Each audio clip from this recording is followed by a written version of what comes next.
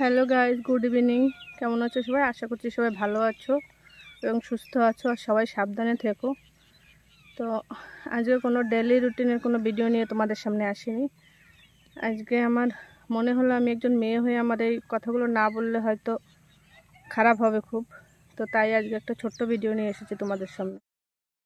তো এখন তো সমস্ত ফোন খুললে, টিভি খুললে একই নিউজ, যে আরজে কর হসপিটালে। তো তোমরা সবাই জানো, তাই সেটাই বলার জন্য আজকে তোমাদের সামনে একটা ছোট্ট ভিডিও নিয়ে এসেছি।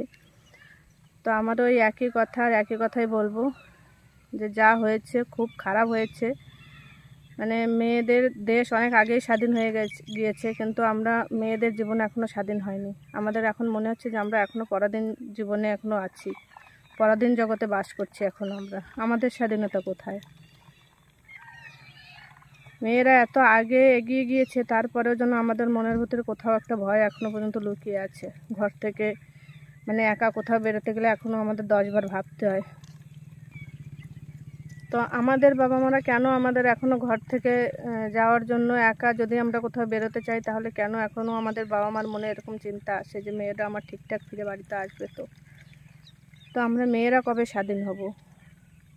এই কোশ্চেনের অ্যান্সার কেউ দিতে পারবে? তো একটা কথাই বলবো, যা হয়েছে অত্যন্ত খারাপ একটা ঘটনা হয়েছে। এর একটা প্রতিকার হওয়া অবশ্যই দরকার। যারা এগুলো করেছে তাদের অবশ্যই শাস্তি পাক, আর অপরাধীরা যেন ধরা পড়ে, কেউ যেন ছাড়া না পায়, এইটুকুই বলার।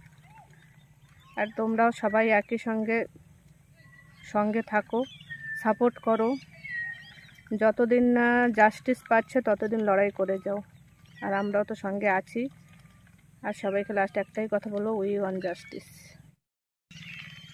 যারা এই ঘটনার সঙ্গে জড়িত আছে তাদের জন্য সকলের শাস্তি হয়, এই একটাই আবেদন সরকারের কাছে। এর যেন কি বলবো, বলার জন্য কোনো ভাষা নেই।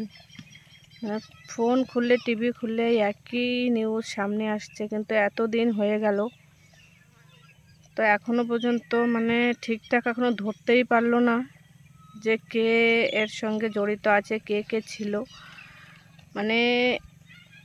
একটা রহস্যময় হয়ে গিয়েছে সবটাই। মনে হচ্ছে যেন রহস্যের মতন চলছে, গোলকধাঁধার মতন চলছে।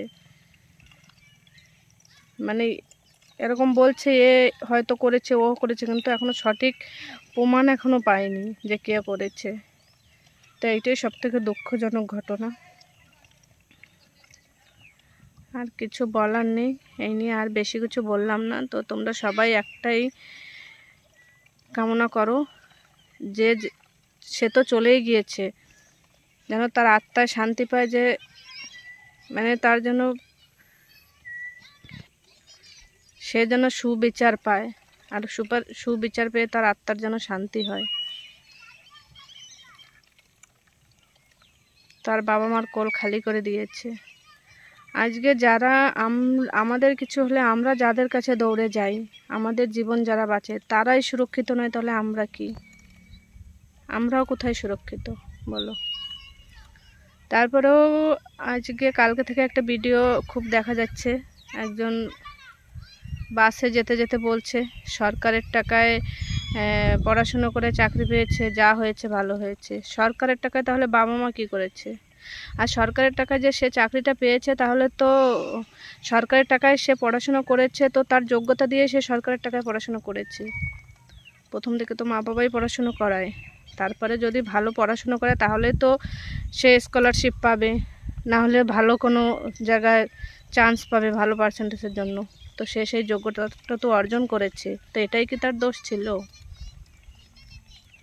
তো সবাইকে হাত জোর করে একটাই কথা বলবো, এই সমস্ত কথা বলো না। তুমিও একজন মায়ের পেট থেকে জন্ম নিয়েছো, সেও একজন নারী ছিল, মা।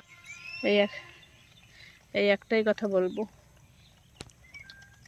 তো চলো, আজকের মতন এইটুকুই রাখছি।